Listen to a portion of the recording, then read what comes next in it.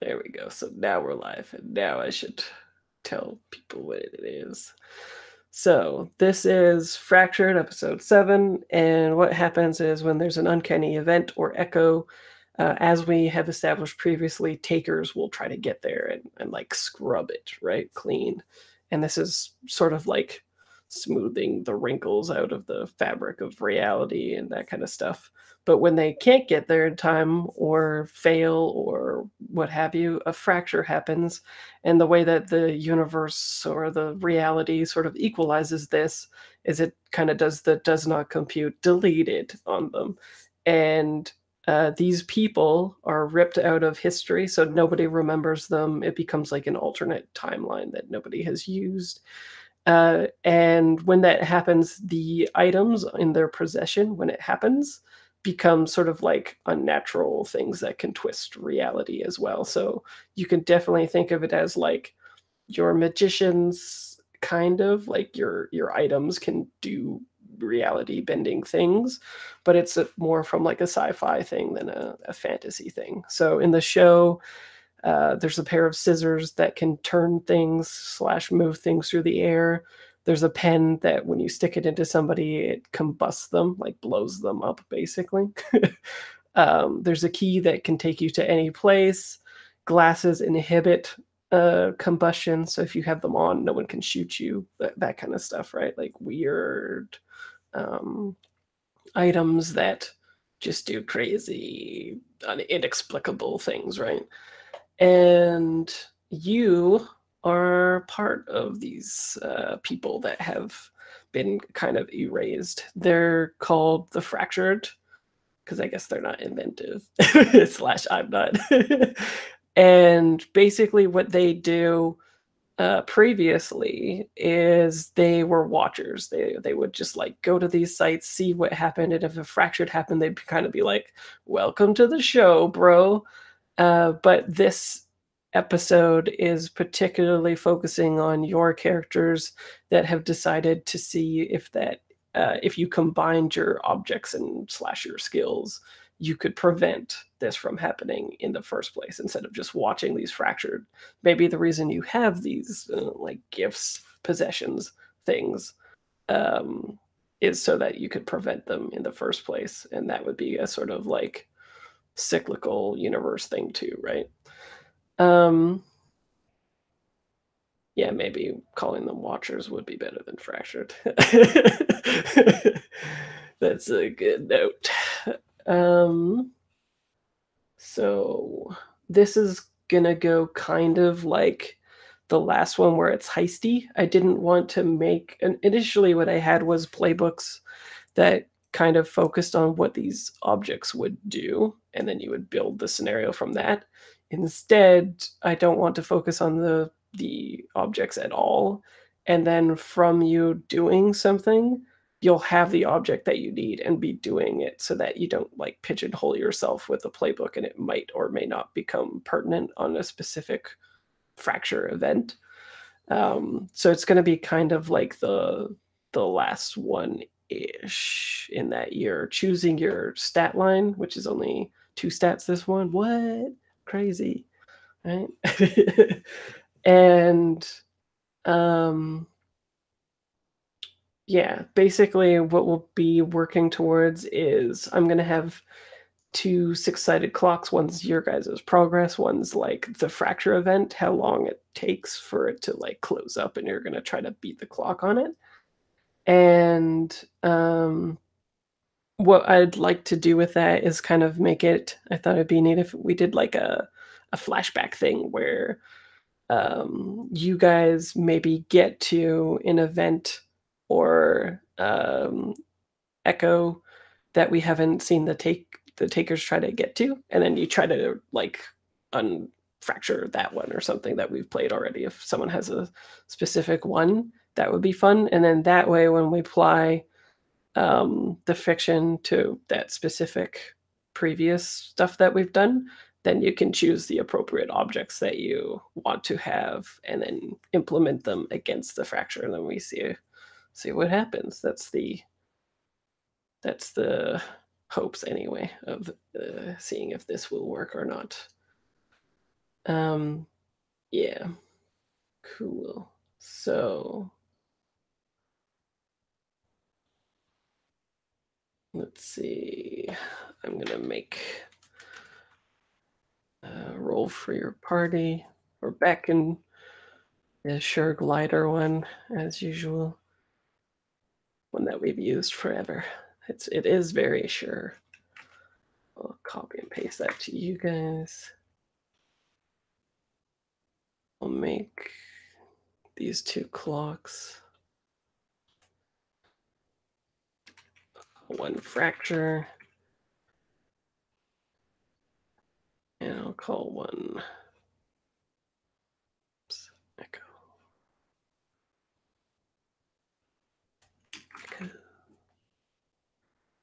Or I'll just call it progress. That makes sense. Character creation should be pretty quick, I'm thinking, because it's just the two stats and asking questions and all that kind of stuff. So let's see. Before you make characters, let's do the first question as usual. What kind of uncanny are we going for? Dark, gritty, intense, scary, etc. What do people feel like today?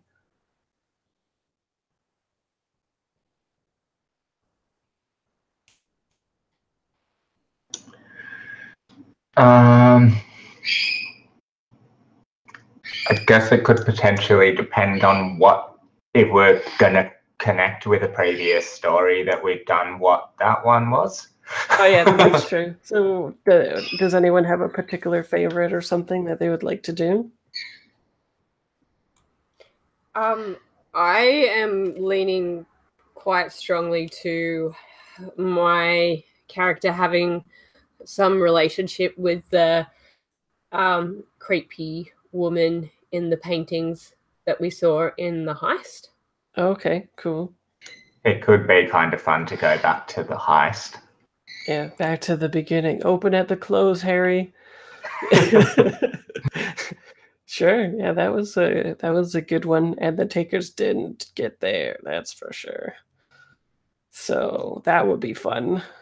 Yeah, I like that a lot. Okay, are people on board for that? The heist, the original heist.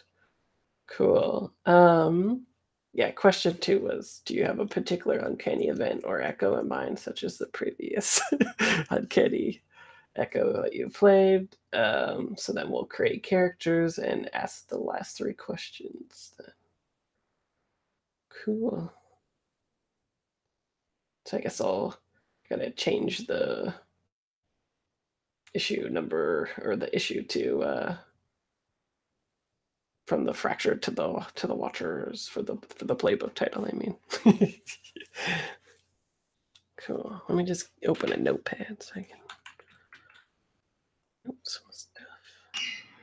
I don't mind the fractured as a thing. It kind of like is evocative of them being like separate from like everyone else. Do you know what I mean? Like yeah. I guess Watchers is like that too, that they're apart. Yeah. One of us.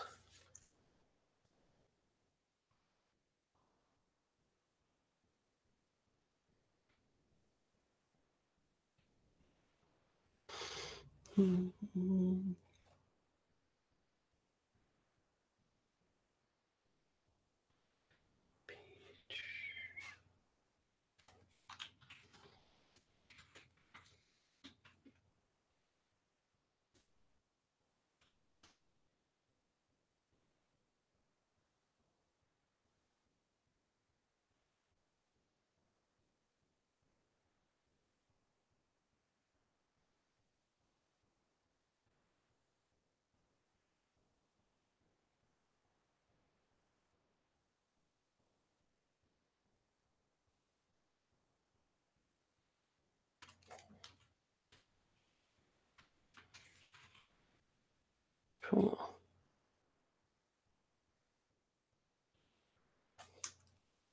Get my notepad going on.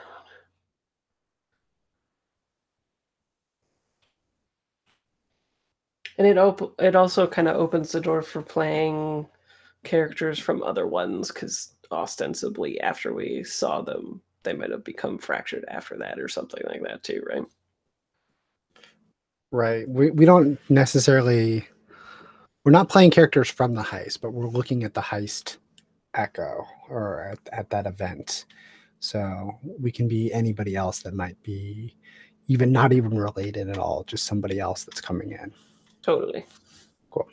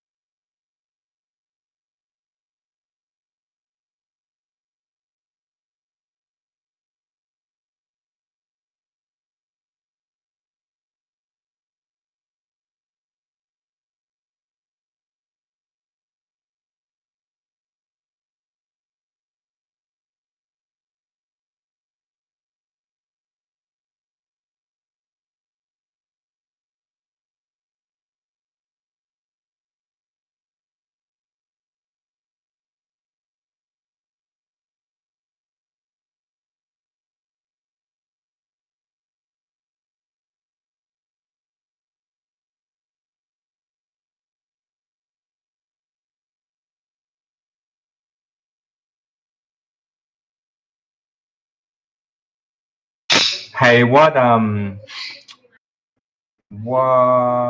worry, I found it. Bye.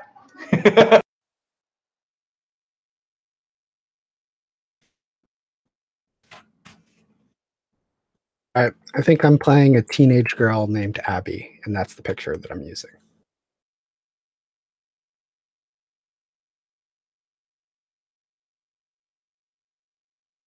Oh, love it.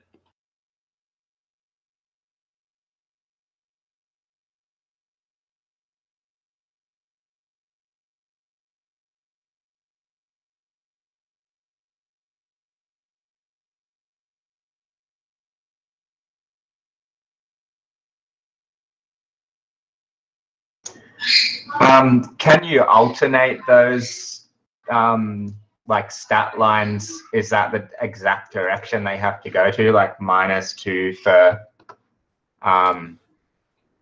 for tenacity, and then like, is that how they read, or can you switch them?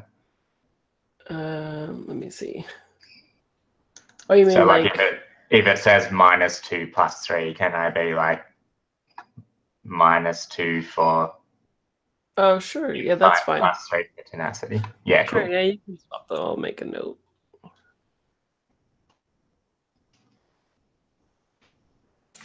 I went with the 0-1 stat line, if anybody cares. I care always, Yoshi. I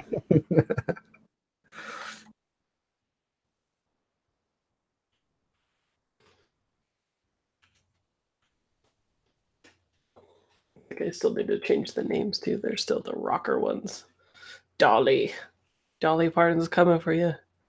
Fixing those fractures.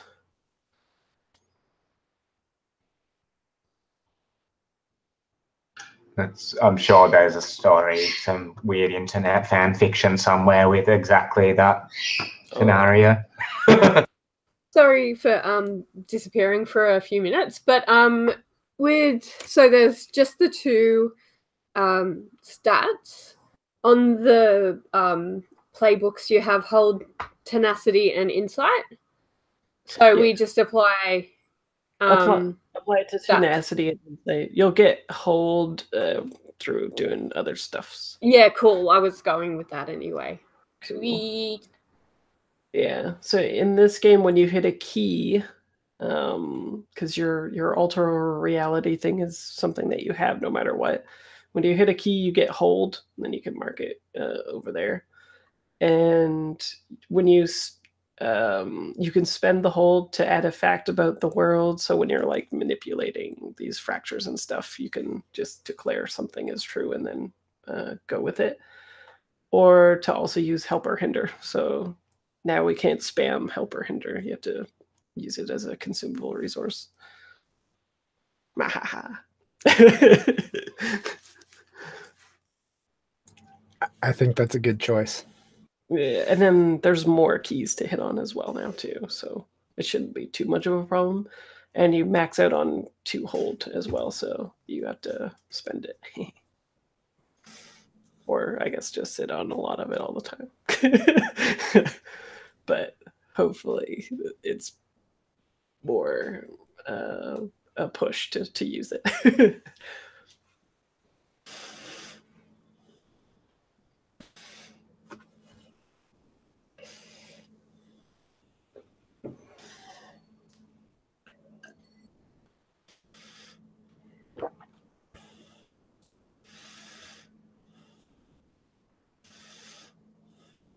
Yeah, and I tried to also make this one kind of your time monk one, Luke. I wrote down your guys' ideas, and I was like, I could make this kind of time monkey. Yeah, it did make me think of that. So like mending problems in the timeline sort of thing. Yeah. Making sure things happen the way that they were meant to happen, or intervening and stuff. Yeah. Oh, that makes me think I totally need to have a bonsai mountain now, though. Like a little Sure. inside knowledge. Yeah. Lauren, what's your character's name? I'm gonna save this picture to the folder. Oh, names.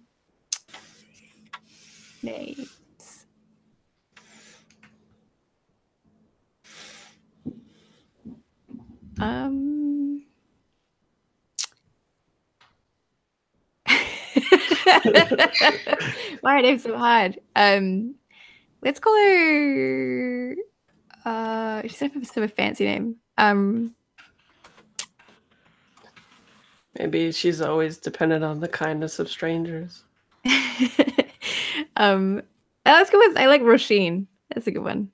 Well, how do you spell that? 1 second. Okay. Got a funny. It's like Charlie Sheen, but not. Never. What? There we go. Oh, that's fancy. How do I? It's a Celtic name. Is the middle thing an I? Yeah, right. There's a lot of. Okay. Sorry, I did not make that easy. Okay. Sounds good. Oh, I need permission to access your Google Drive, Ellen. To see your picture.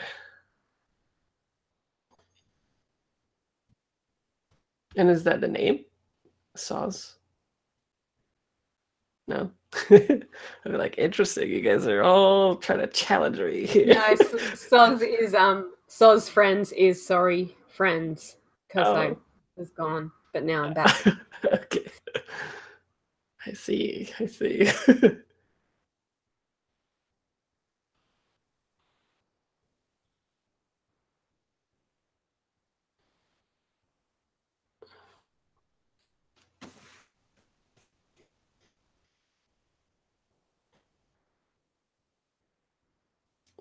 Cool.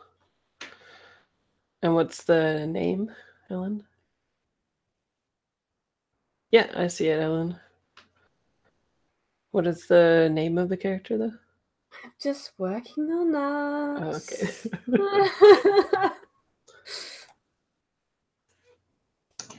You could do that interesting thing that heaps of like kids in the like Indigenous kids in the Northern Territory and the Kimberley and that are named after like Aussie rules football players.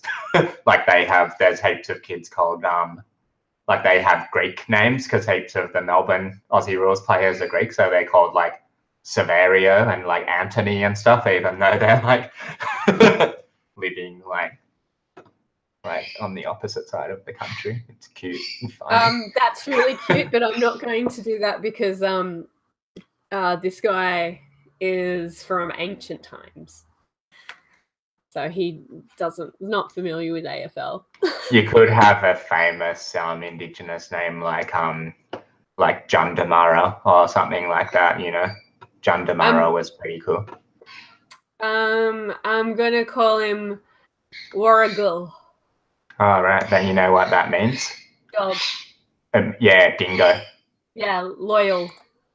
Yeah. So how do you spell that? Oh, we are testing you today, Fraser. Yeah. I just remember we sang a song in primary school that was it was a really bad song. It was heaps literal. The chorus was pretty much like singing "Warrigal means dingo" over and over again. So it's like drilled into my head now.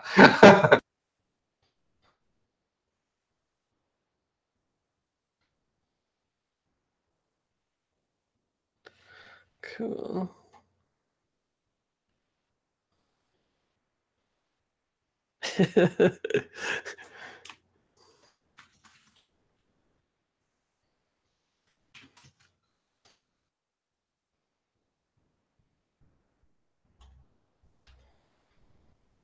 Cool. Okay, I've got your picture saved. Cool. Interesting. Okay. So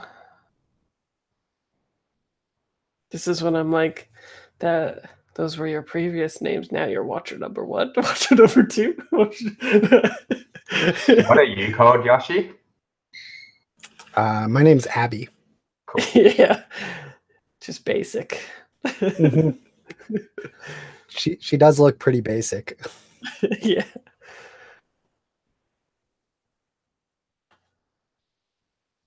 She's nip punk.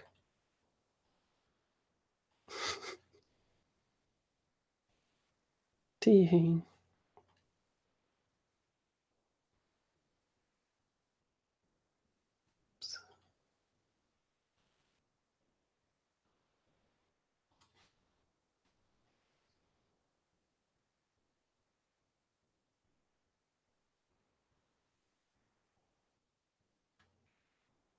Cool. Do you guys like the artwork on this one too? It took me like literally 4 or 5 hours just to find something that I liked. I was like, I end up downloading way more ones from Shutterstock than I want. I'm like, this will work, and then I put it in. I'm like, I hate it, and I go download some more. I can only do I can only download 10 a month though, so it's a harrowing experience. I like the contrast between like the photo-y cover and then like the painting, like the really brushy ones on the inside. Mm-hmm. That hourglass one's awesome. Yeah, you guys are messing with stuff that you shouldn't. Just kidding. You're doing the Lord's work. Except not actually. That was a different episode. Okay. Are people ready to introduce their characters? Can we just, sorry again for not being here for a few minutes. Can you recap what we decided on tone and feel and all that stuff? Oh yeah, so we're doing the bank heist one, but we didn't do tone or any of that yet. So what do people feel like?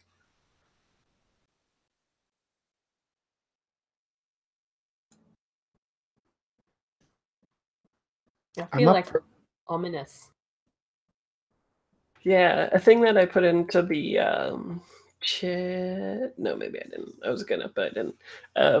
Was I remember that one being particularly ominous because there was like the kids playing all the time, right? Like in the distance, and there was like a shadow following them as they were leaving, and a whole bunch of other stuff. So yeah, I could definitely go with something like that spooky, ominous thing happening. How dark do you guys want to go? I feel like that's a loaded question with some of these players because we can go fairly dark fairly quickly. I feel. I always feel like I'm super soft and not dark, and then I accidentally go dark straight away. I'm like, I don't like dark things, and then I'm like, what about this? Yeah, that's true. So, is it play to find out the tone? I mean, I'm good with like ominous and dark, like as general tone. Yeah, cool. I think it'd be kind of neat. 'Cause I feel like looking at these characters, they're like kind of out of the box and like they don't look super dark. So that'll be interesting to see like these characters in that dark element being all ominous and stuff. Cool. So, first question. I What? guess ominous suggests that we're playing to find out a little bit just because of the whole idea of it, like what's gonna happen sort of thing. Sorry, question time. First question, are takers aware of the fractured? If so, do they attempt to get rid of you as though you yourself were an uncanny event or echo? I had an idea that we might even be like trying to like stop the takers from taking, because like are they accumulating all this stuff, or are they enhancing like the fractures with the work that they do? Oh, like they stop a fracture, but it just like exacerbates the next one or something? Or like they appear to stop a fracture, like they stop it from like people understanding what's going on, but like the actual texture of time and reality is like flawed. Oh. I don't know. Yeah, maybe it's a bit like it was just making me think we're getting there before them, because it's like when the regular police get in and like touch all the crime scene and like mess it all up, and like it makes it much harder to actually fix shit if they've like been in there first. But I do also like it that they want to answer your question. I like that idea of them like not recognizing us as like we probably think we're superior to them, right? But they recognize us as just part of the problem to fix. Yeah, because especially if they were aware of you, if you're, because like if you are just gonna be watchers, maybe that's why they haven't like done anything. But you guys are like proactive watchers, right? So who knows? Cool. Second question: can objects in the fracture die or be hurt? Are they mutually exclusive? If one is damaged, harmed, or killed, what happens to the other, etc.? Are you tied to your object? Are you immortal now? I like the idea of being removed from time and space. Like that's part of the fracturing is that like we're just here forever. So if this happened 1,000 years ago to us, we're gonna stay exactly like this forever until we get out. Mm-hmm. So I like that idea. Whether or not it's tied directly to the object, I don't know. I could see that being really fun.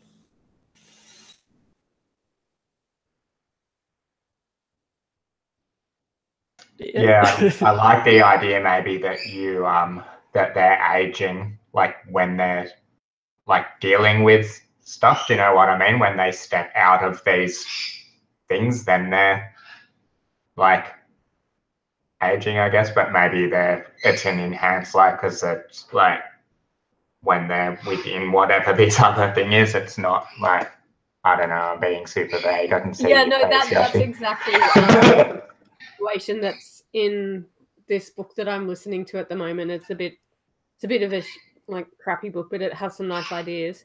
So they have this ethereal plane called the Laman, which is on Earth, and like it looks like a misty thing. And then when you go through it, you're in this other time and space that isn't affected by time. And when you do step back into the real world, you do age quicker. So Yeah, imagine if you didn't age like at home and you only age like when you went out and did shit, kind of. That's what I was thinking, but I don't know how it fits. But also like accelerated. Yeah, that sounds good. It makes me wonder why Ellen's character's a boy if they're super effective at their job, or like if they're new to it, or yeah. I could work with this. It just makes me feel like with that type of knowledge, we would be extremely antisocial and never leave our home. Yeah. Which is okay, but like at a certain point, like I don't want to infuse my character with that because if the whole thing is let's to get together and do things, I don't want to have this thing that makes it strongly disincentivizes us from doing stuff. Yeah, I think we should maybe leave that idea behind. What was the question we were actually trying to answer? The question is, can objects in the fracture die or be hurt? Are they mutually exclusive? If one is damaged, harmed, or killed, what happens to the other? What are objects in the fracture? What exactly are they? Yeah, it could be anything. So basically what it is when you get fractured, the stuff around you or on your person can become an object, and those objects can affect reality, and they're tied to you. Like you're the only one that can use the object in the way that it is because it's unique to the kind of like signature of your own fracture. What do you think about these objects, Lauren? Got any cool ideas?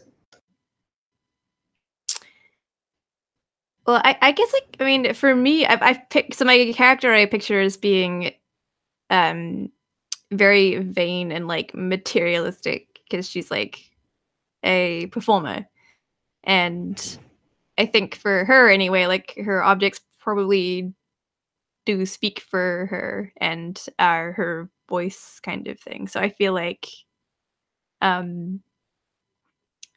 I kind of dig having to be the charge of your own positions because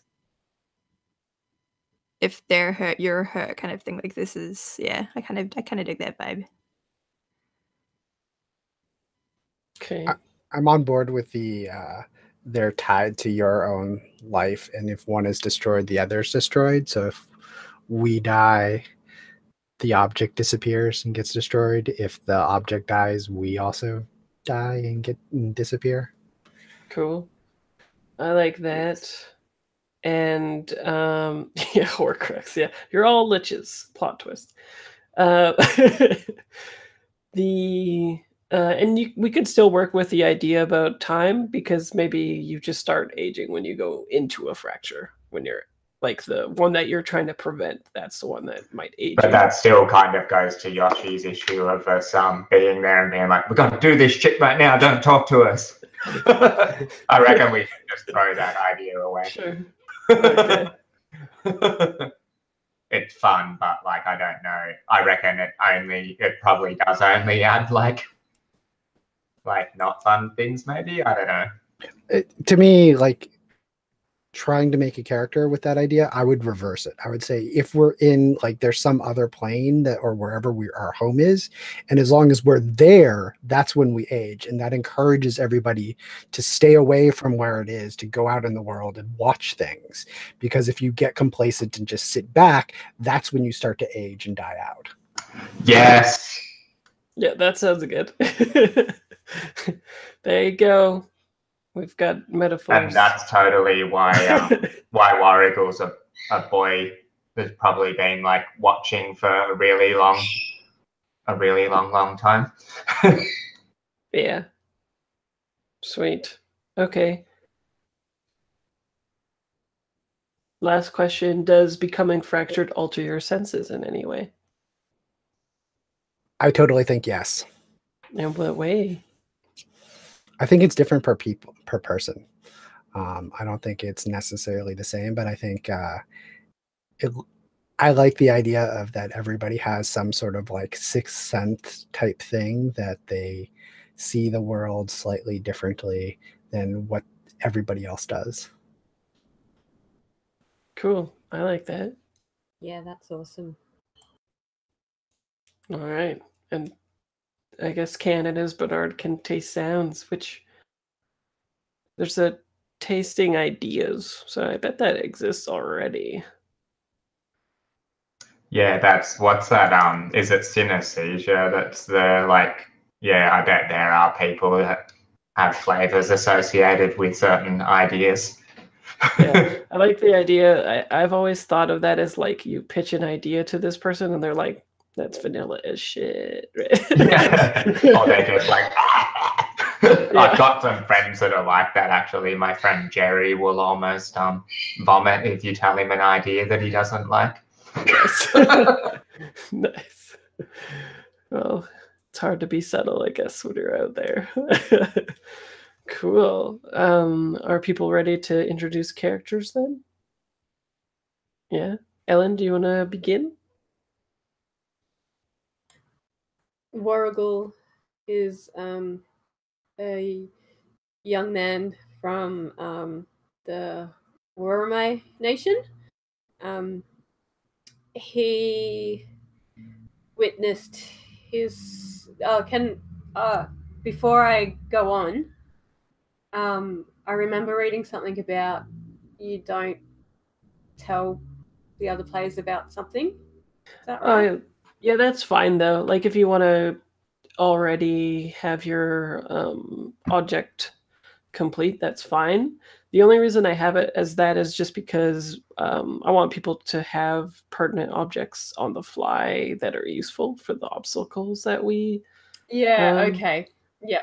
But if you have something already, we'll just try to make sure that we insert that in the fiction already. Okay. Cool.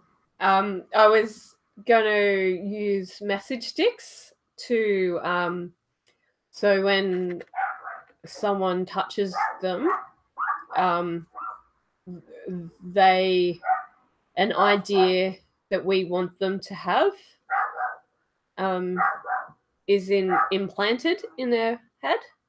So just carefully place these sticks around or like hand them to someone and they're like our ideas. Yeah, that sounds good. I like that. Cool. Lauren. Yeah, so my character is Roisin, and I think she's tied to the magician character we saw from the old folks home.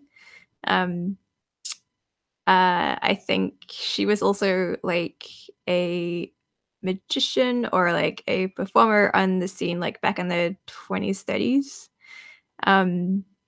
And she is she's just like super enthusiastic, super vain, loves attention, and kind of hates that she's in a spot now where no one can see her and she's gone and lost, and she's just been forgotten to time. Oh, and she probably like looks like black and white to everyone else as well. Like she's sort of out of time because people only would have remembered her from what she looked like and how she performed. And if that was like all in black and white footage, then that's how she's presenting. It's how people like remember her.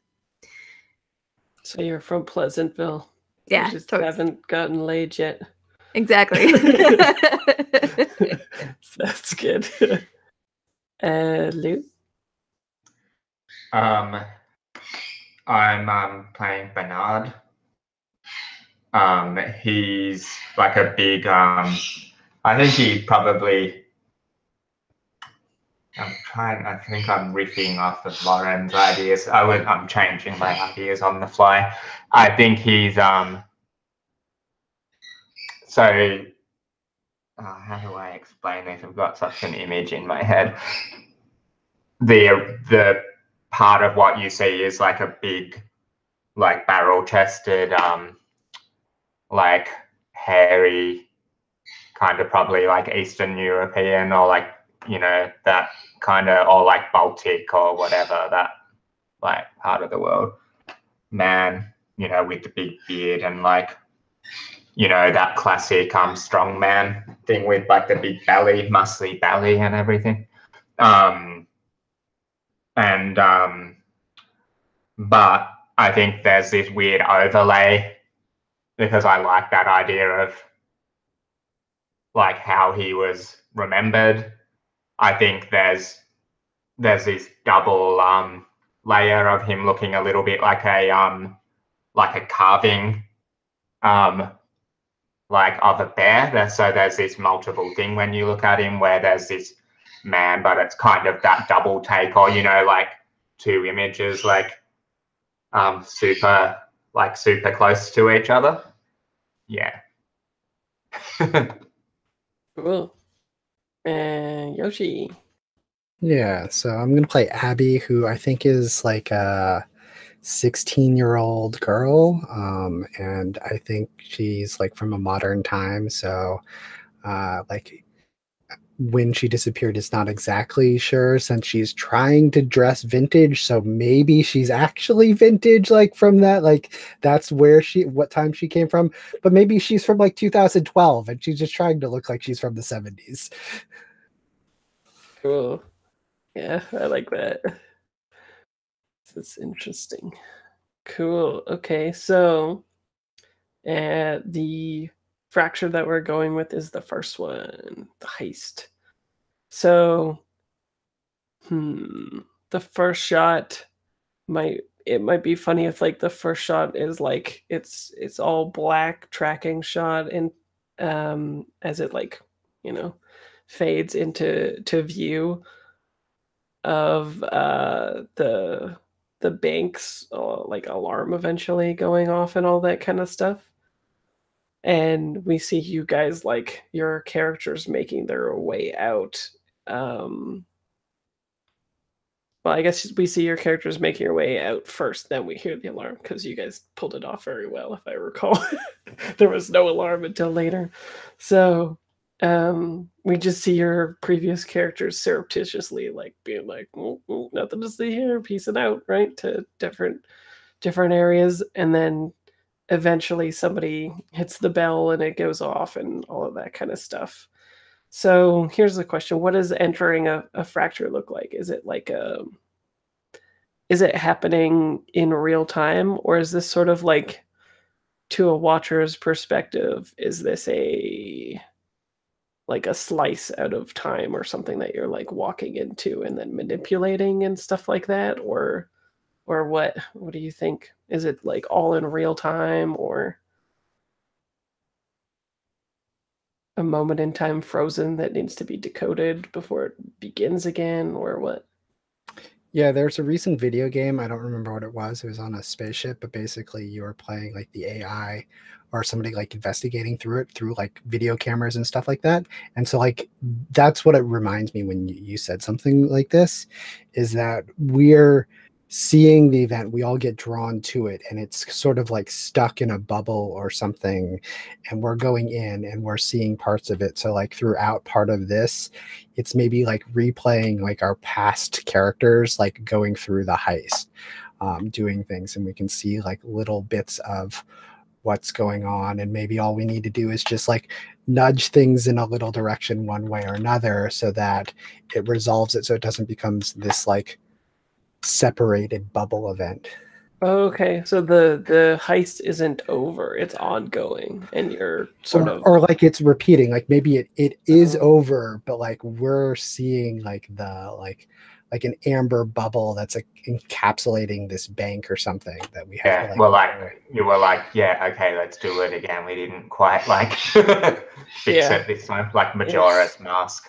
It's like a time vault thing. That's cool then. So maybe what we see then is your characters surreptitiously going out.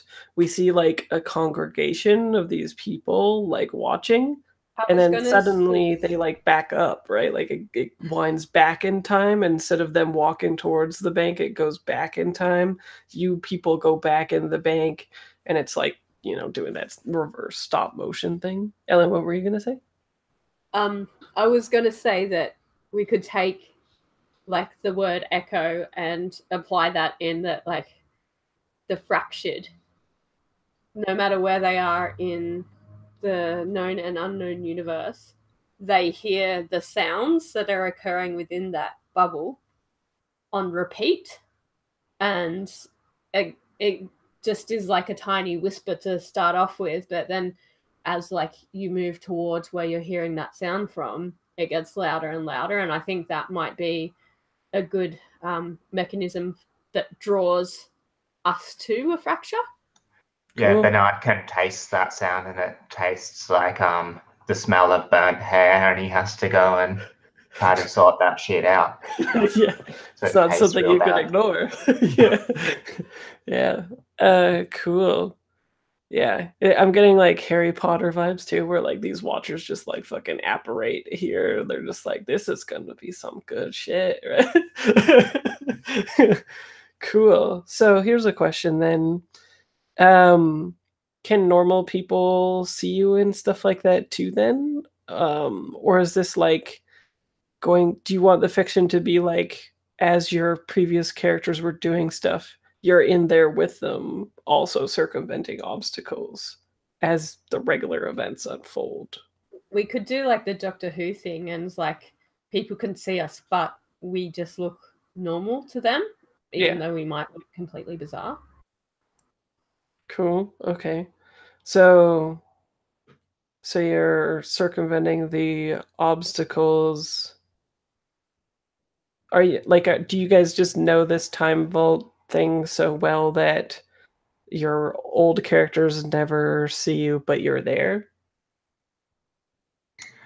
Yeah, I think that would be fun. So Okay. I kind of like the idea that like if we're watchers, that people can see us, but like Doctor Who or whatever, they sort of forget us. They forget about us as soon as like they're not looking at us. I don't remember what villain it was, but like as soon as you stopped looking at them, you couldn't remember who Yeah, they were. the silence. Yeah, the silence. So like it's sort of like that. It's like we can interact with people, but as soon as they turn around, like they forgot we were there talking to them. There's a lot of that happens in Terry Pratchett too, where people only see what they expect to see. So when death, like full Grim Reaper is in the room, they just kind of look at him and look away, or they don't remember that he was there. Cool. Cool. Okay. I like that then. Interesting. Okay. So this happens, the like, the amber frustration thing happens. You smell the bird hair. Gross. You all get there. Maybe you enter through like other means because you know what's going to happen. Like this is a sort of a rehearsal, right? Like I bet as you're stepping and things are unfolding in the bank, like the person in the back is already there and all that kind of stuff. And um, I bet it's even kind of like timed so that because they were working late at the time, maybe the other colleague that was working with them goes out the back, and when the door's about to close, you guys grab the door, right? And then you just like open it and go in. And so I think the first signs, though, that there is something wrong here and a fracture, though, is definitely the sounds of the children playing again, though, right? Like I really liked that as the ominous thing. It's stayed with me since since we played 7 months ago, apparently. Woof. Or maybe 8 months ago, because it was session 0, not 1 even. So time is long. Cool. Interesting. So there's the children laughing. You guys go through the back. You see the person working away. They don't know that stuff is about to like unfold, right? As you look around, you see the security cam that the person hasn't looked to see yet, and you guys see your old characters, like, I guess, going in to rough up Chad, right? Chad's about to get beat up. Poor Chad. And so here's the question then. So you hear the kids laughing. You guys sense other things, though. So I think that you see like wet footprints of like the children are like laughing and stuff, but there's wet footprints leading off somewhere else in this place. And then as you like look around the corner, I think they lead to the vault, and for you the vault is open and not closed, right? So that's fun.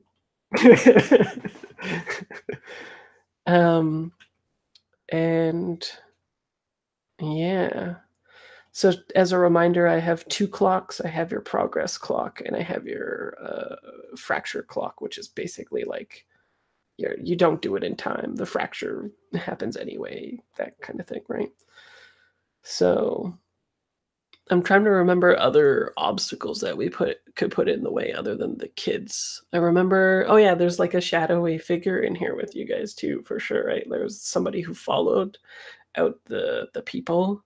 That was another uncanny thing that we had mentioned.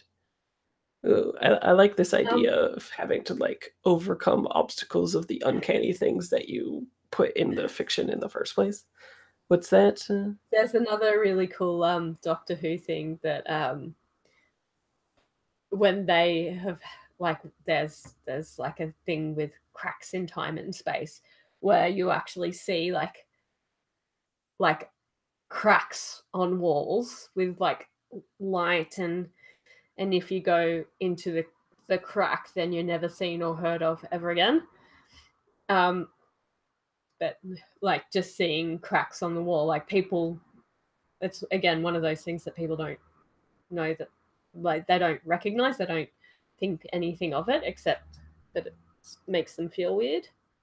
But maybe we don't want to go full Doctor Who here. I don't know. I'm happy to. Sure. I like that could be a thing that gets appearing and exacerbated as the fractured clock goes on. That would be a thing. Like I could see it splittering across everything, and then even just like kind of that's the real badness for y'all, right? And probably as you guys go into this place through the back door and all that, the other watchers, there's probably like some hubbub, right? Where they're like looking at each other and being like, what the fuck is going on? These people are not supposed to be doing this. Don't they know they're supposed to watch, Bill? Cool. What are some other things that could be going on here? So we have a shadowy figure. We have the children with the creepy water prints. So, There was- There was the. Whoop, you go, Yoshi. I was gonna say, like, I'm not sure. I don't remember introducing this, but like, especially if we have cracks that are producing light, we could have like shadows that are incongruent with the light sources. So like shadows coming from other angles and things like that. Cool. I like that. And yeah, I remember we had stuff to do with strange music and that woman in the painting as well. yeah, there's Yeah. the woman in the painting who's like kind of like trapped in there, I think is what Ellen had said, right? And so that could definitely be a thing. So cool. Okay, we'll roll with that and see where that takes I us. wonder if we can have have you guys ever played those like car racing games where like you can race against the ghost of your previous try in the thing? Like, yeah, Like I wonder Mario if Kart. yeah, I guess Mario can't have a ghost thing in it. Yeah, it does, doesn't it? Yeah. I'm kind of imagining like if we go through this again, maybe we start seeing that heist happening like again and again, like that too, like little whispers or like ghosts of each run through. Cool. Yeah, I And like that. if you want any more as well, like poltergeisty stuff is always unnerving, and that kind of harks back to the garbage monster. Oh yeah, the garbage monster. Right. Cool. Okay. Interesting. So the first thing that you guys see though as you round the corner is the footprints, creepy footprints going over to the vault, with the vault cracked open with like maybe some light coming out of it or something like that, right? So what do people want to do? Yeah, I think this is gonna get some freaky.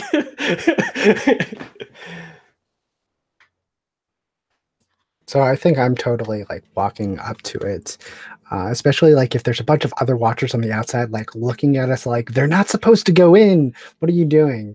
And like I think I just be the brash 16-year-old who just like walks straight in, like not even caring.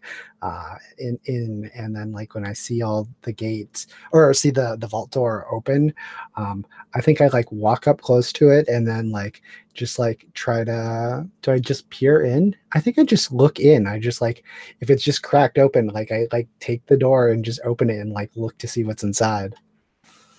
I think they're to go with like the whole like Lauren's out of time thing. I think there's like 3 kids with like doing like jump rope or something like that and singing a song. But when they stop, they point at the painting and start like laughing cruelly at the woman imprisoned in the painting, who is like sort of shrinked behind something else in the painting. I can't remember exactly what the painting is of, but the woman clearly is afraid of the children pointing at her in the painting, and they're singing the creepy song that we heard in the first one. Hey kids, like when that's a very interesting song you have there, but it's not great to be laughed at. Are you sure you want to point and laugh at that lady? I think one of them turns and points their finger at you and says something in French that is like basically like one of us or something in French, right? Yeah. Actually, they say encore de pain. No, just kidding. Yeah. So I just sort of like smile and like nod, and I'm like, well, at least you're not pointing at the lady anymore. And I'm like, I think what do I do with the Do you have an jump up? object that would be pertinent? Yes, I should totally have an object that would be pertinent. What On would I? page 7 is a good, Yeah. but it can be kind of like whatever. These are just guidelines. So it could be like a pen, a quarter, glasses, watch, key, coat, and then abilities are like inhibiting or inciting combustion, transmutation of one thing to another, navigating from one point to another, stopping or fast forwarding time, restore or destroy organic, inorganic matter, perceive things in a different time but in the same space. Yeah, so like what I totally think it is like the game I pull out of my pocket just like a bag of marbles. And like it's like I'm like, here, like I'll show you how to play it, and I just teach them how to play marbles and like what the object does is it like distracts people. Like it's there's something about like the tactile nature and like everything on it. It just keeps people focused on that thing for a while until the game of marbles is finished. Interesting. Okay. Cool. So let's see. Is this This is probably our move of alter reality, cool? isn't it? Yeah. Yes, I think so. All right. Let's do this. All right. I'm going to be the orange dice. You orange it up. Reroll selected. All right. Oh, this is this feels like insight, I guess. Not tenacity. So that's a what did I put my insight? Yeah, I got a 7. Cool. So you do it, but your effect has unintended consequences. A factor is exacerbated or hastened. The effects of your alteration are fleeting or lessened, or in the doing, someone is harmed. Interesting. So I think the fracture is exacerbated a little bit. And what that looks like, we suddenly cut out to the like hall, and I forget what Lauren's character's name is now. It's something hard. Yeah. So I think suddenly in front of you is a version of yourself, except in color, and she like slaps you across the face and says, "What are you doing here? You don't belong here." Actually, that's what she says. Oh man, I totally love like the mirror slap of like Rasheen just slaps herself back and asks like, "What are you doing here?" Okay. Interesting.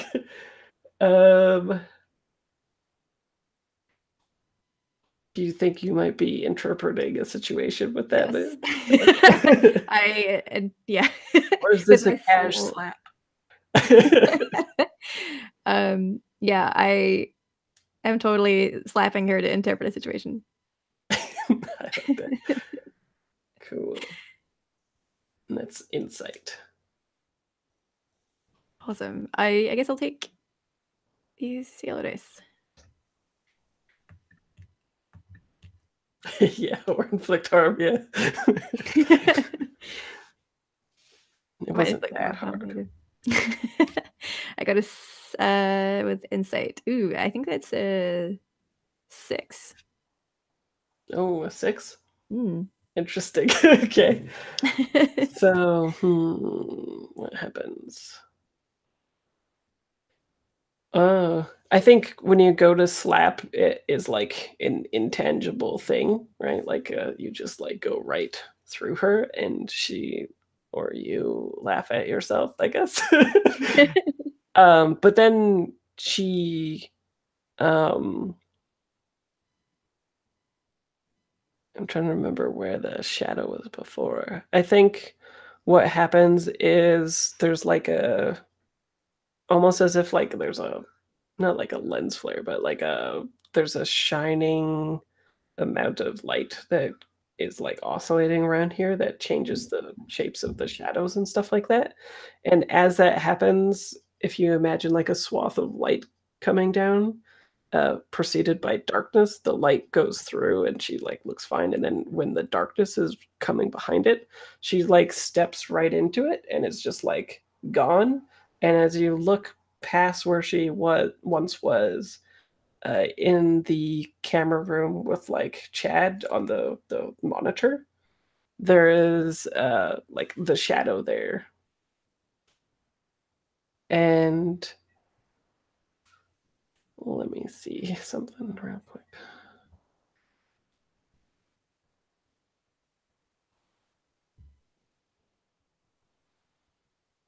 No, I'm not going to do that. Okay. Yeah, so they disappear, things get weirder. What do you was the plan to like I'm wondering for the other two characters here. Was the plan to like split up and tackle fractures, or people following others, or what are you guys doing while this is happening, you think? I know what I'm doing. Okay. Do you know what you're doing, Helen? Do you want to go first? Well, I had an idea that yeah, so I think Bernard's just headed off. He knows what he's doing, like, while this has started happening. And remember that scene where they were intimidating I think it was a manager of the bank or something. Yeah. Like, I think maybe so while we see that scene, I think it was happening over comms or something too. They were looking at a photo on his desk of his family or something and telling him they knew who his family was, essentially, I think, to intimidate him. Yeah.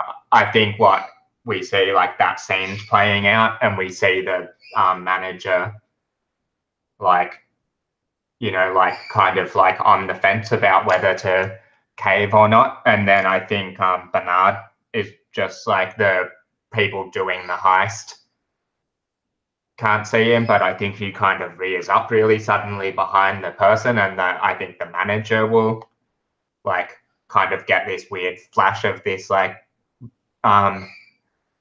this bear man, and I'm essentially trying to like help the heist go the way that it's like meant to have gone, I guess, like by like helping this yeah, making sure the manager like caves and gives them what they need.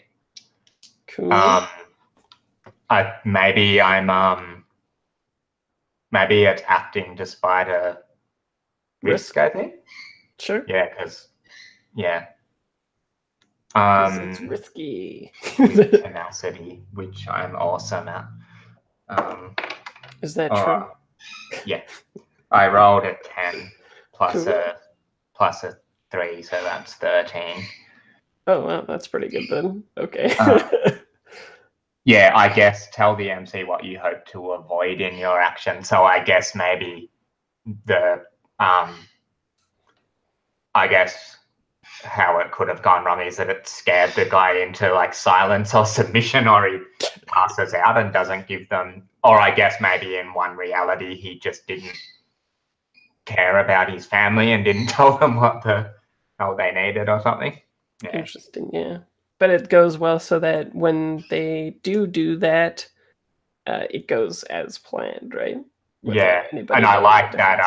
I'm thinking of those scenes where you know, there's a little kid who like yells at a monster, and the monster like runs away, and it looks like the little kid's done it, and then the camera like looks behind, and there's like an even bigger monster behind them.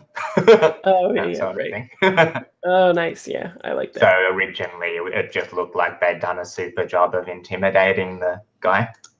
Gotcha. Yeah. Cool. You hit your mark well. Cool. I'm thinking back in the vault, if war something. Pardon? Oracle. Wargle is helping in the vault. Maybe you take advantage of the marble action happening if you want to be doing something. I have a different idea. Okay, sure. That I could What was the guy, the clerk that was just about to retire? What was his name? Oh, dang. Did we even name him? I'm not sure if we named that guy. We might have only named Chad. Just everyone's called Chad. Yeah. Chad Senior. So anyway, what when in the heist, he pulled out the USB that was going to trip all the security. What Oracle is doing, he put his message stick on the table near the computer and like stepped out of sight. So Mr. Retirement doesn't see him. And as he goes to pull out the USB, he's like, "Oh, what's this?" and touches the message stick, and the message is trying to say that don't touch anything, it's meant to be there. So rather than pull it out, he'll just go, "Okay, time to go home." Oh, interesting. Okay, so are you altering reality? Yes. Change reality. Cool. So I'm rolling red. Oh yeah, cool. Oh, I that's got pretty 10. good. Yeah. I watched you. that change. It was like, whoa, that's pretty good. Cool. So you're the reason why the person ends up leaving in the first place, right? Mm. Maybe, yeah, is it like David or I don't know. Did we ever name them? I don't think so, did we? I don't know. Let's worry about that another time. Yeah. Mr. Spencer. Mr. Spencer. He can just be that. Mr. Spencer was going to go, whose USB is this? I'll pull it out. That he's like, no, I think it's meant to be there. Okay. Well, I better go home. Got my celebratory last day of work. And when he looks back, are the messaging sticks gone then too? Like he accidentally touches it, he looks at it, and then when he looks back again, it's just gone, or yeah. what? Cool. Yeah, but it's that thing that he doesn't know that it was there in the first place. Like once he stopped looking at it, it's no longer there in his mind. Right. Cool. I like that. So back in the vault then. So you did the thing, but then somebody got slapped.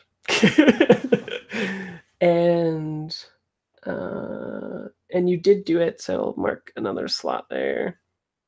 And the intention is like, so is your ultimate goal to like figure out how to like get rid of them, or like what do you want to have done with that? With the children? Yeah. So the way I'm understanding everything working is that like we're trying to make the heist happen exactly as it should happen, but there's things like the children that are interfering. So like I think what I want to do is sort of like maybe I think now what do I want to do? I think I want to get them to go somewhere else, like to get them somewhere else. So like once their game is done, like I'll take it up. I'm like, all right, follow me. Like we're gonna go somewhere else. Like this is a fun place, but I know a better place. You should come with me and we'll go somewhere else. Cool. And like I had the game, so of course I'm somebody that should be followed. Yeah. That's totally a thing. Hey, like I know a better place, and people are just like, especially when you're a kid, you're like, seems legit. Here, have some candy. Cool. So maybe you're acting despite risk again. The risk being that like they're French, right? They're assholes, maybe. Yeah. So. Yeah, this feels like the insight that you would know about kids. Yeah. Oh, but I fail. Oh, did you? Yeah. I got a 4 plus 1 is still a 5. You're right on the edge of like adulthood. They like you're almost like cool, but they decide that you're not cool after all. Cool. Okay, so I think what happens is they begin to follow you initially, right? But when you get out there, Oh yeah, I know what happens. So what happens is you get out there, you're leading them. The only thing I think back there is back the like sort of way that you came, which is where um Lauren is. I can't remember character names for the life of me today for some reason. Rose, sure, that's better. So Rose is Can we X card Rose just because I don't like it being in games because of Rosie? Oh yeah, sure. Oh yeah, sure. Sorry, I know that would have made life easier, but What's the actual one? Can people just write their character names again in the chat, and then I can just look at the chat instead of having to scroll up? Roisin. Okay, yeah, that's cool. Cool. Okay, cool. That should be better. So you see Roisin out there, looking maybe like a little pale or something, right? But the kids, as soon as they see Roisin, they run up and they start like pulling on your like tassels, I guess it is, on that dress, right? But what they keep saying over and over is the French word for mother that I don't know. So what do you do, Roisin? Oh man. Yeah, mama. Yeah. Because I think like for Roisin, she is. I think already she's sort of like fallen off the wagon of what they're supposed to be doing. It is like, oh my god, I just saw myself like fall down this crack into the cosmic couch. Real for you, yeah. Yeah. And I kind of want to like. I feel like these kids are really annoying. But they're your kids. Because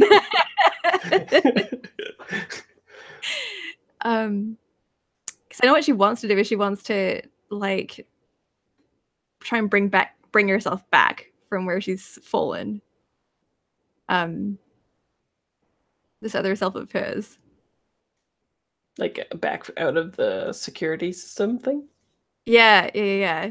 By sort of like augmenting reality. Oh, cool. If that's cool. Yeah, for sure. Because I kind of, and well, I'll see if this works on the dice, but I kind of envisioned like her just like rewinding the last like minute of time, so she can sort of like save herself before herself like falls into the crack, kind of thing. So it would probably rewind back to like when her colored self like went to slap her and she catches like herself wrist and is like, you know, like don't like stop kind of thing. That's what I'm going for. Okay. And is this yeah, then I make out with myself. Yeah. Well, you know, can't blame you, really. Cool. So, is this an object or is this just a thing that you're trying to do? I think she's using an object of hers, which is like her magician's wand kind of thing. Okay. Is it actually a magician's wand? Yeah. Yeah. Okay, cool. Like, is this a thing or okay? Yeah, awesome. This is from her the old days of when she was a stage magician. And now it actually has sort of like some kind of power, not just like fake power. Plot twist. Cool. No more misdirection here. Cool. Okay, so you're altering reality? Yes, please. Cool. Do you think you're doing this with perseverance, grit, or strength, or with applied knowledge and quick thinking? Which one is tenacity? Perseverance, grit, or strength.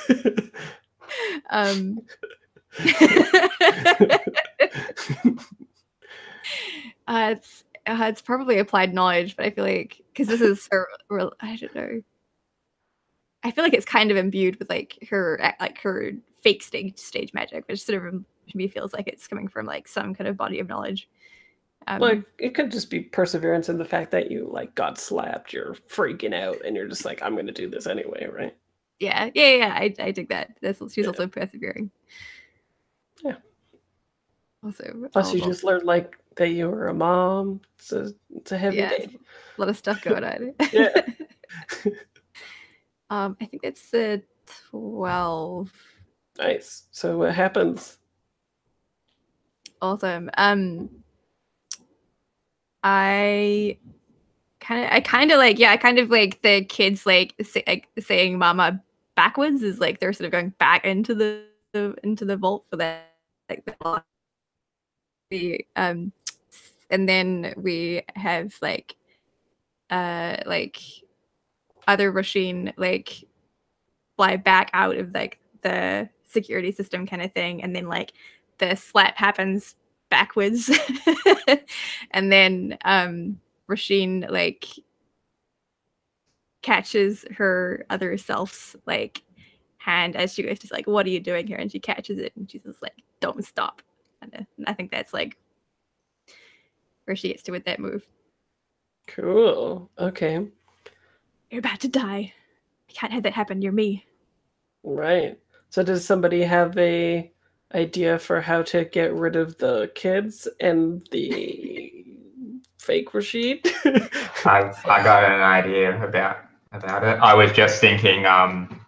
I think I was actually using an object before. Like I thought about it more with the other guy, which I think is that bear, like carved bear statue thing. And I think what I was actually doing was rather than just scaring him in that moment, it's I was making him feel a time in his past where he was really afraid. So it was like bringing that emotion like into the future Cool. or into the present.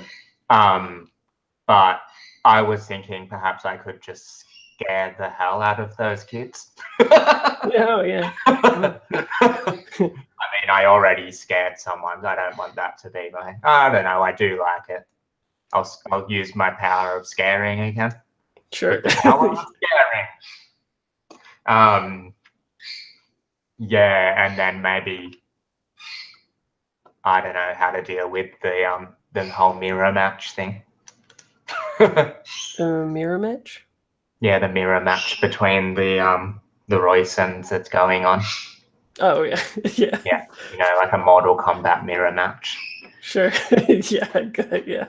Okay, cool. So the kids run out of the vault, and instead of going for Rasheen, you're like, right? Yeah, I'm like,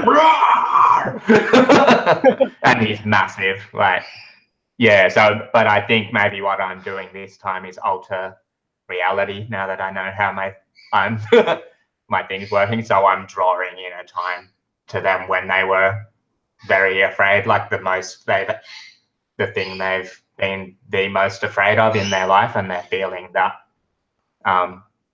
fear now, I guess. Yeah. Okay. Cool. So you're altering reality.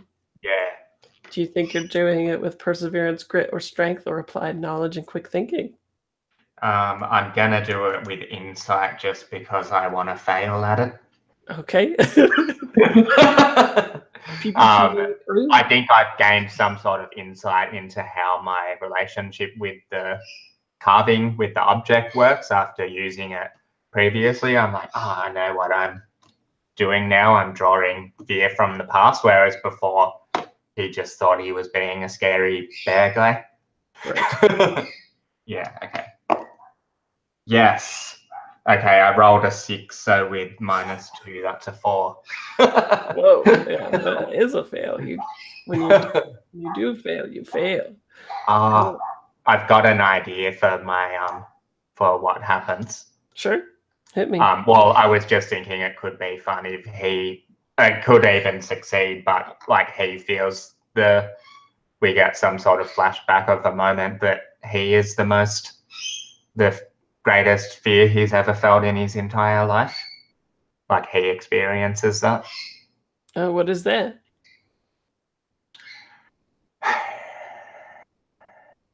Maybe it's I think maybe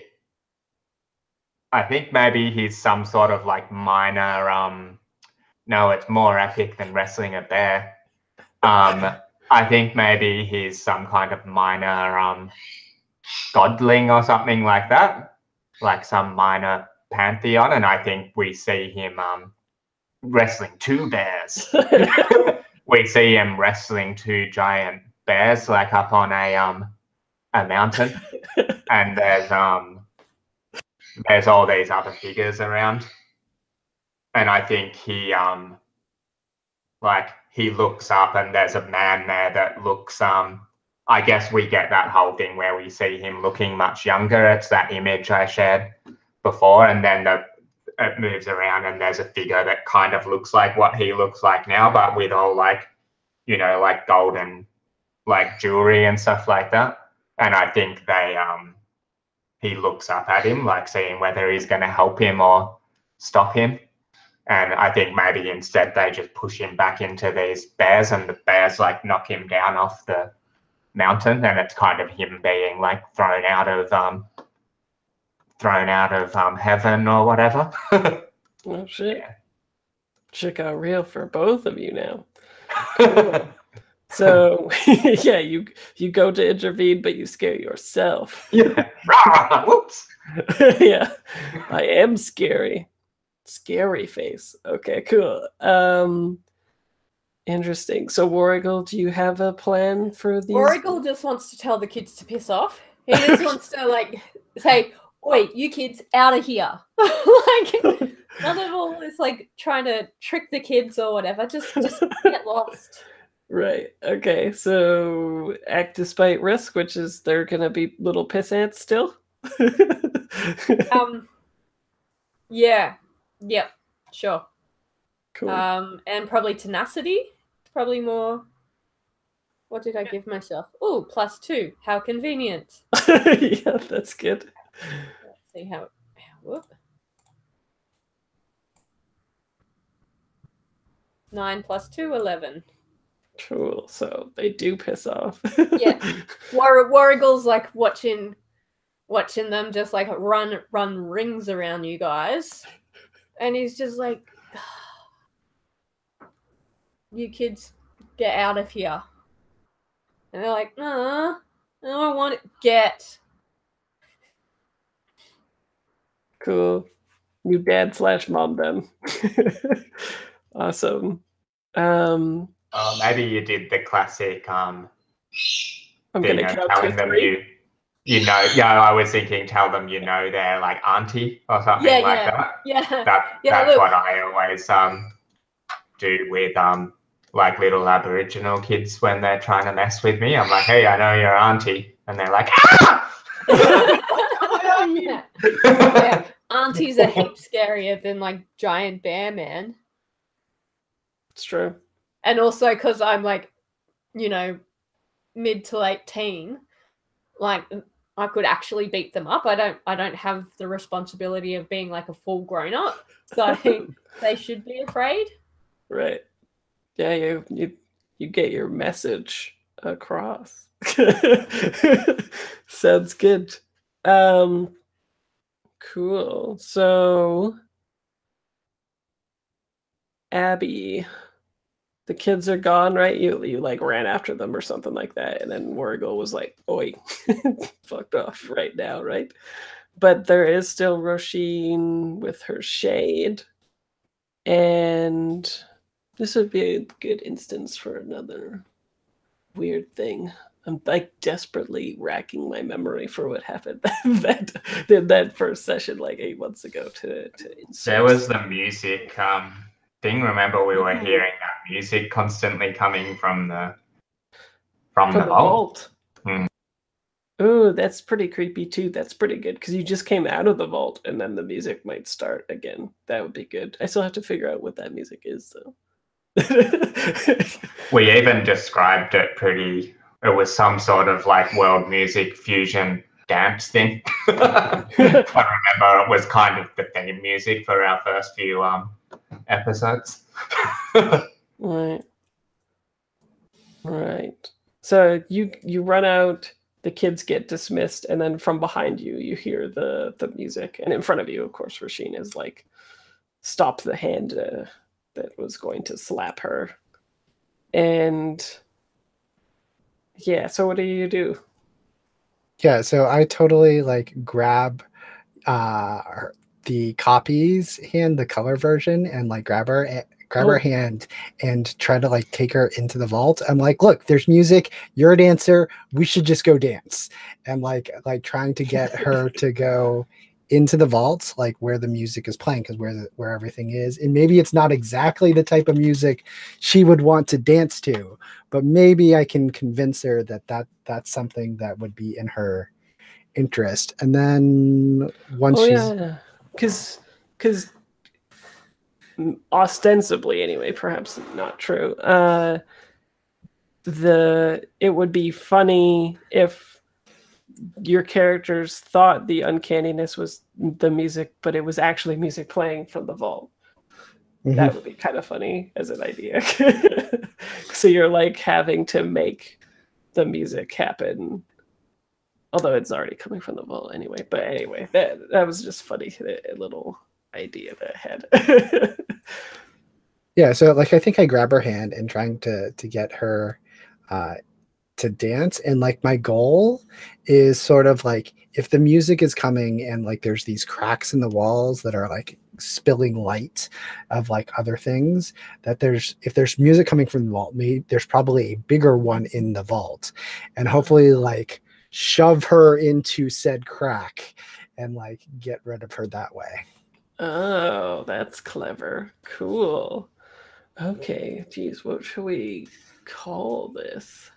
I feel like it's probably acting despite risk. Right. Yeah, okay. So do you think this is tenacity or insight? I don't think it's insight. I mean, I think there are some. I think this is way more tenacity than insight. It could also be inflict harm because you're like shoving them into a like radiant like time-space crack. That's true. It could be inflict harm. Yeah. Just if we wanted to use a different move.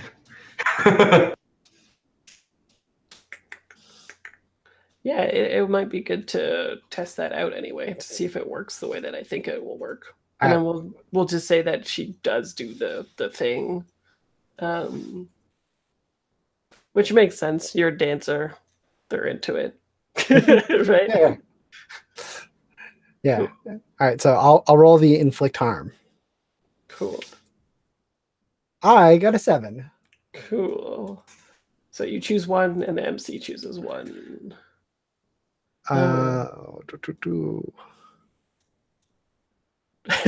a dance battle. Yes. So we have to decide what is the music coming from the painting? Is the woman in the painting making the music? What were the objects that they took in the they were actual? I thought the music was coming from out of one of those objects, but I could be wrong. I feel like we took a painting. I feel like we took a box that maybe was producing the object or producing the music. Like there was like a box that like a music box, maybe, if I remember. Yeah, some sort of artifact. Yeah. Okay. So something in that. In that first game, we also took land deeds. Yeah. Right. Indeed. Cool. Okay, so we'll say, even if it's not true, that there is something to play the music on. I like that too, because that means that as you were going through the heist, you heard the music, you thought it was like all ominous and shit. And then afterwards you turned it off, and then they took that thing from the vault. And so, this is all according to the plan or whatever, right? I kind of like the idea. I don't know how this fits in with there, is like that artifact or with a box that eventually we get, like they take, that has the music in it right now is not doing it. And it's the act of like shoving her into there because she's like the dancer and the music, like it goes with her. And like, that's what like makes it start producing the music. Oh, so is the fracture behind this box, and then you shove her through it, and it sort of like transmits that or something? Yeah, something like that. Yeah. Cool. Like this is actually what was meant to happen, sort of thing. I really like this, how it shaped out that we're actually the cause of the original uncanniness of like working its way out into the city. and everything. Like maybe it would have in some way that wasn't right, but it seems like maybe what we're helping to happen is the uncanny getting out, and if we weren't here, maybe the heist would have failed and it would never have gotten out of the vault or whatever. It's kind of interesting. Yeah, it's neat. Yeah, I keep thinking of things in happening in that session too, and being like, oh, this has implications. Cool. So what is it that you choose, Yoshi, from that? So like the one that feels most appropriate, although backwards, is the something important is misplaced, dropped, or broken. But it's instead of it being misplaced, dropped, or broken, it's like this thing is created. Like this weird thing, it's like trapped type thing. Cool. So you've broken it in a way that's yeah, like I good broke result. exactly. Well, I broke the normal functionality of this box. This box is no longer what it used to be. It is now a cage for this music and dancer. Cool. I think what makes sense to me is increasing the fracture clock. It seems like this would fuck it up. Yeah, I'm down with that. That makes sense to me. Okay, cool. So you're one segment away from the fracture ending and 2 segments away from progress, technically. So how do we think this needs to go still then? So yeah, so tell me what happens with that though, because that happens. Yeah, so like I think I entice her and we dance for a little bit, and it's just we're dancing to the music, and like it's coming like emanating from this crack that's like inside the vault, and it's sort of like pulsating with the beat as the light is coming out of there, and I think whatever I do, like at some point, like we're spinning, we're moving around, I get the opportunity and just like push her into the crack, and like she maybe like gets hit by it and like starts like shaking or convulsing type thing as the like is like the crack is like doing whatever it does, and then that's when I like grab the box and sort of like the CGI Pandora box type thing, like when you open it and everything flies out, it's like the reverse. It's like the Ghostbuster type thing. Like I grab the box and like open it, and then like all of like her and the things just like kind of like pull into the box, and I slam it closed and put it back on the shelf where somebody is going to take it later. Cool. I like that a lot. Cool. Okay, so interesting. Other obstacles that still need to happen to make the heist work. You could do something, Lauren, with your past character that was trying to navigate that field, the like all the lasers and stuff. What else was happening? Some weird stuff was happening with the security camera, I remember as well, right? There's still there was like what was the uncanny thing happening there? Something was in the frame that was not supposed to be in the frame or something like that. It would also be cool to see on screen, how we were saying we're kind of in a loop.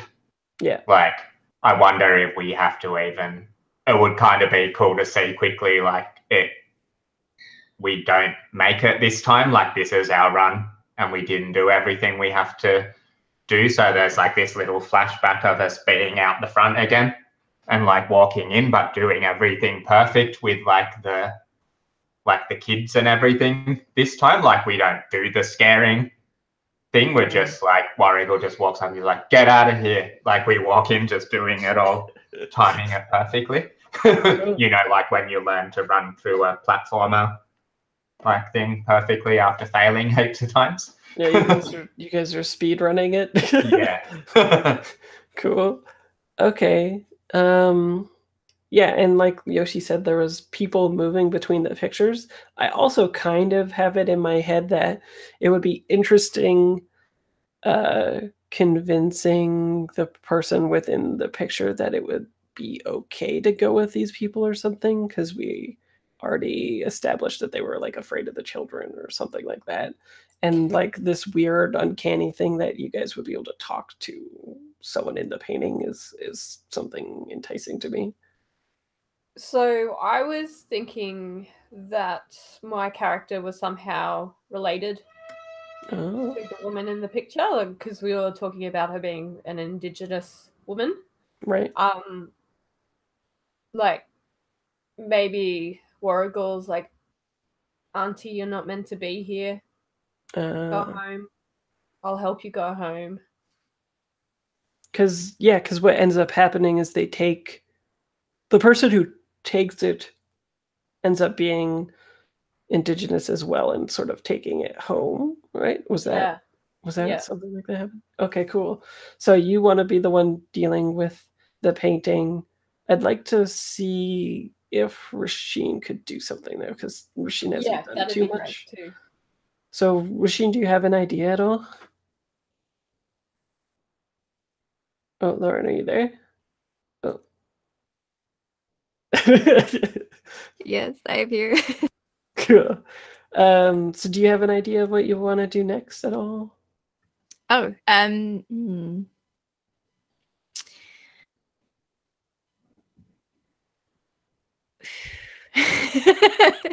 not off the top of my head. But I kind of want to see like Warrigal's cool scene with the with Warrigal's auntie. Okay, sure. Cool. So, Ellen, why don't you tell us how Warrigal approaches this obstacle of the painting action thing going on? So I think the painting is of a landscape, and the figure moves around in the foreground. And maybe the picture is of that woman's land. So Warrigal wants to tell her to go further into the picture and not so much at the forefront, like go home. So I think, you know, we've reflashed to the new, redoing the fracture again. He's just gone straight up to the vault to tell the children to piss off and bends down and looks at the painting that's leaning against a wall and pulls the cover off it, and he sees this woman, stoic, standing in frame, and he's like, Auntie, I know you're hurt. This is not the right place for you to be. We are finding someone to take you home.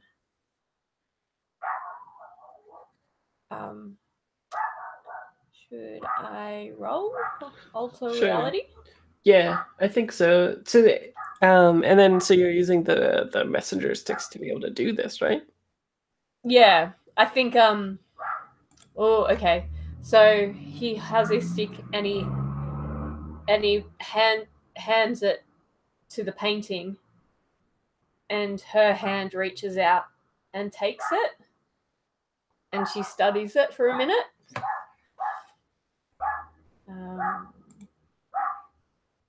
Ooh. 6 plus. Do you reckon tenacity or insight? It could be either, right? Like, I could imagine this being a hard thing to do. Yeah. So if it's insight, it's a fail. If it's tenacity, it's a pass. Okay. Well, do you think this would be a hard thing to do? Yeah, I think it would be. And thinking about what it is doing, like I'm using my knowledge and my relationship with this woman to encourage her to stop messing about with reality. I don't think it's a matter of, up and go get him sort of thing. So I think insight is probably the right stat to use. So that means I have 5. You have a 5. Okay. Sounds good. Interesting. So I definitely... We might have to rerun through this fracture a couple of times. Yeah. Oh, yeah, you should totally die now and then we come back in. like, but you're alive when we come back in at the. Yeah. Like, oh, reset, start again. Well, I think what happens is the fracture happens, but we've already established that Rasheen can turn back time. That might be fun as well. Rasheen maybe like, they grab the messenger thing, you see that like the fracture is like, oh shit, it's happening now or whatever, then you're like, Expelliarmus. Yeah. I don't know. That's just an idea. Do you want to go for that? Yeah, totally. I also feel like there's some kind of like flashback that happened when other Rasheen went to the box. Sure. Which is totally, it's like the way she became fractured was totally like during a performance that she was doing. Like I think she was part of one of those like twin acts, like when they make the woman disappear, but it's because she's like an identical twin. So I think like Rasheen actually has an identical twin. And it definitely was like here's the woman in the box, and then like, oh, now she's gone, now she's over there kind of thing. So like there's a lot of like past trauma she has with watching herself get crammed into the box. And I think what happened was like she went into the box during this performance, and then like the trick happened, and when she opened it, she like came out not in the theater anymore. Like she stepped out of time. Cool. I like that a lot. Neato burrito. Okay. So alter the reality. She totally stepped out black and white. So I think she's very conflicted about what's happened. Not with red lips. Yeah.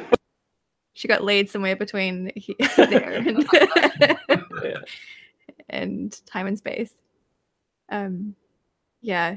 But yeah, I totally think she sees this happening and like sort of whips out her magic wand. Cool. And rewinds time. Cool. Do you do that with tenacity or insight? I feel like this is quite tenacious. I feel like this is requiring a lot of grit. Sure. They look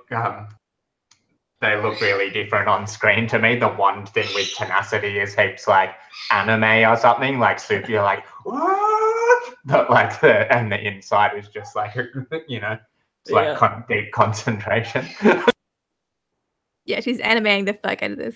For sure. Cool. Do it.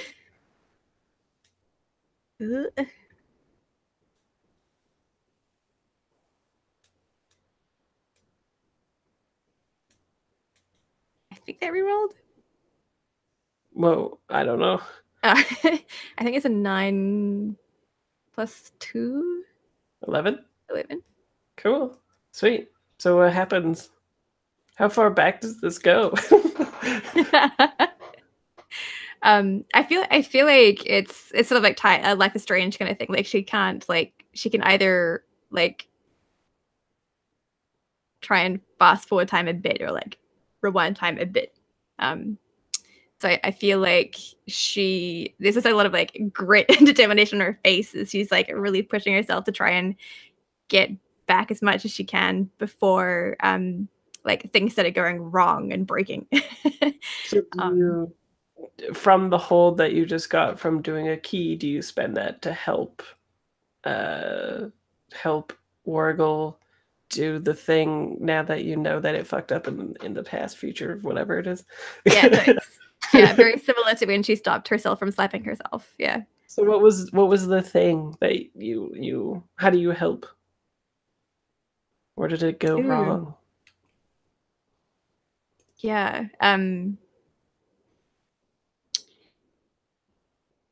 So what happened was like Ellen was trying to convince like he didn't say please.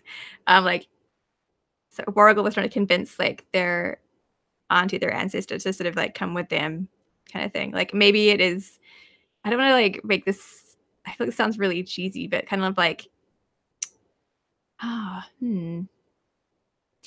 So all I can think now is Life is Strange, and like when you go back and repick a different dialogue option. So maybe like Rasheen sort of counsels you on what not to say, like what didn't work. Never tell a strong woman what to do. Like, Yeah, yeah, exactly. It's exactly the Cool. advice you do. Cool. So then Warwick will re-roll it, but take advantage then. Yeah, like you're asking her for help instead of like telling her what the thing she should do is, sort of thing.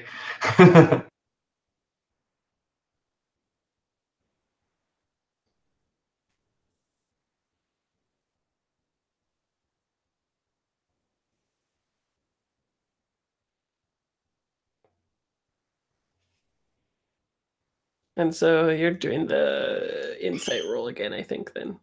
Are you meaning to be muted still, Ellen? Oh, yeah. Okay. yeah, no, I'm casting a lot to myself over here. I accidentally rolled the wrong color, but that's okay. So I rolled a 9 and -1, so I rolled an 8. With 3 dice? With 3 dice. Cool. Yeah, Okay. so I rolled a 1, so I'm ignoring the 1 because that's crap. Yeah, good. That's good. Cool. So in 8, you said? Mm-hmm. Cool. And it was act under. Was that alter reality, or was that despite danger thing? Also reality. Cool. Okay, so you do it, but your effect has unintended consequences. Fracture is exacerbated or hastened. The effects of the alteration are fleeting or lessened. Or in the doing, someone is harmed. Interesting. So, I don't know. I can suggest that maybe my auntie keeps the message stick. Oh, cool. Oh, but then don't you? Isn't it tied to you? Are there 2 of them though? Oh, yeah. Is it like are they like, because they're clapping sticks, right? Yeah. Oh, okay. I was gonna say, if it's tied to you, do you go in the painting and you're the other person who walks from the painting to painting? Ooh. Or maybe you're the garbage monster.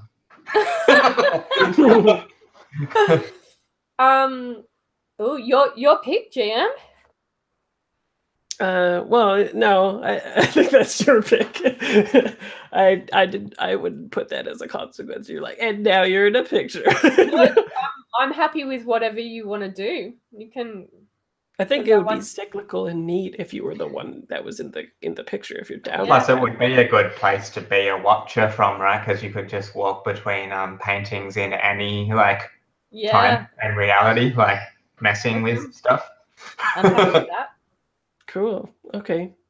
Interesting. And then so then maybe we get like the flashback of you guys going through the bank like your previous characters and seeing somebody move through the picture, but now we know like who that is, right? Sorry, a car just backfired here and it scared both me and the dog. Apparently.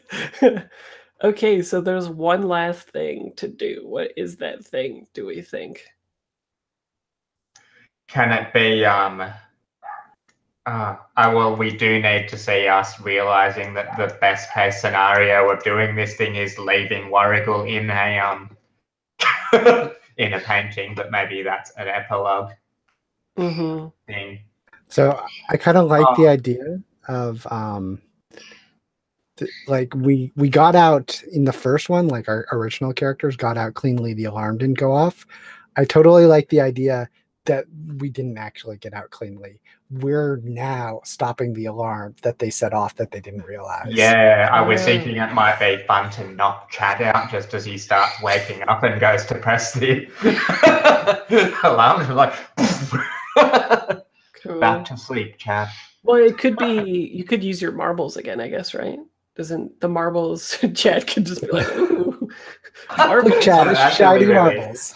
I kind of like that, and he forgets all about it. Like, it's just enough time that gets everybody away, and then he remembers, "Oh, right, I'm supposed to set the alarm off." Right.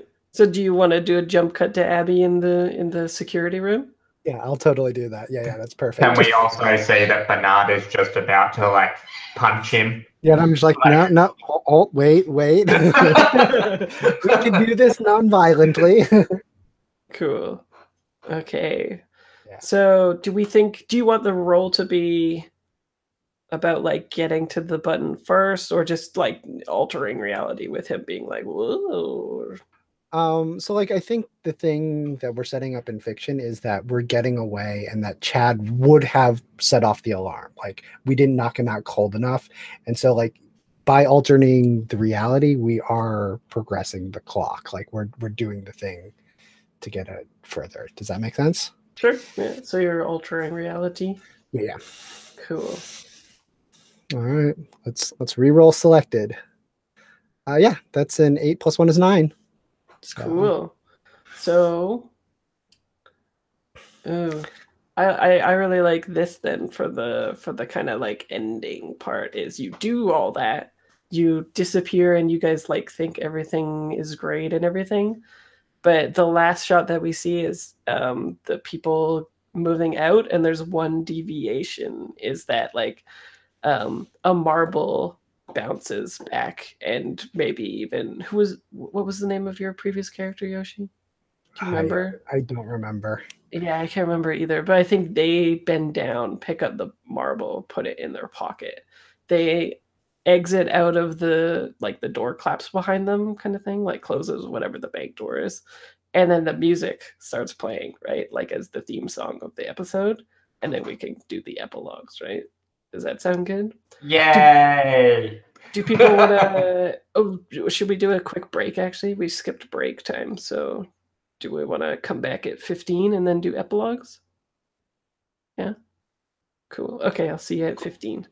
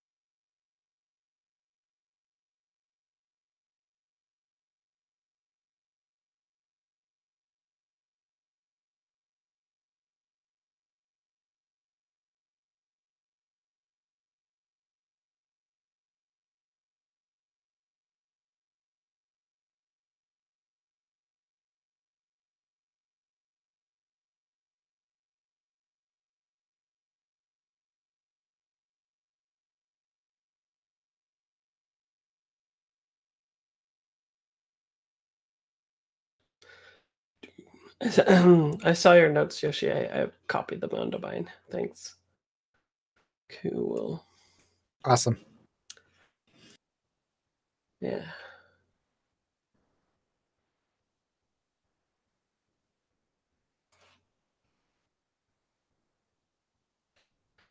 I'm so excited for Codex tomorrow. If they hit the date anyway. Maybe it'll be later in the day. Yeah, I'm not sure. We'll see. Yeah. It's gonna be good either way. Some Mhm. good stuff in there. Yeah. It's fun for me, but with Codex, because when I first started looking at it, like I liked it, but I wasn't like, I'm like, yeah, this is okay. Like just because I was mainly into like dungeon world and fantasy gaming and stuff, and now as I've been exposed to like more games and other stuff, like I get heaps more excited about it now, and like participating in like the miscellaneous stuff and all of that sort of thing. Like it's kind of nice. It's like shows me how much like I've learned about games and stuff. Yeah. Totally. Mm-hmm. Oh, cool. Okay, so we're back. So let's do epilogues. Yoshi, do you want to start? Sure. So like I think the epilogue for Abby is like we see her because I think she's tied to the objects, is like totally following around my other character, just waiting and trying to find that last missing marble. I think maybe like that's the end of like a short montage of like her going back and like counting up everything, and like something's missing. Like she can't figure out what it is, and then counts the marbles, realizes one is missing, and so then is going back and then starts tracing all of the things, like the people who were there, and like following individual characters. And the last one is just her like finally starting to follow my previous character, and hopefully he has the marble that she can get back. Cool. Yeah. Awesome. Lou? Yeah, I think we see Bernard. I think we see him in a loop of that flashback that we saw of him like fighting the bears and all of those gods being around, and he's just like I guess we see a scene of like him watching that scene, like he's older now. Nobody can kind of see that he's there, and then I think we see it overplay again and again, and there's just him watching himself watching the thing, and it kind of just ends with like heaps of him there or watching this like scene over and over again of him getting like thrown out of the mountain. And I think he's trying to see it as a fracture that he can fix, but there's like nothing there's just nothing there for him to be able to like repair or mess with. Yeah. Cool. I like that. Lauren? Yeah, I think much like Abby, Rasheen is just convinced that like that part of herself like meant something and is now like lost in time, and she has to find that again. And I think whenever she goes out to explore these fractured locations, she always has an eye out for signs of herself again. Like whenever she catches a glimpse of herself in the mirror, she always has to like do a double take because she's not sure if it's like herself or her other self or what that is, kind of thing. And yeah, I think it's probably also uncovers like an ulterior motive concerning fractures for future games of this. I think that's what she ends up doing. She's just trying to find herself. Cool. I like that. And Ellen? So Warrigal handed the message stick to his auntie in the painting, and as she took it and was pulling it towards herself, his hand went through the painting and he then like stepped into the painting, and when he was inside the painting with her, they just embraced really warmly, and she looked at the stick and then gave it back to him, and then she walked off into the distance.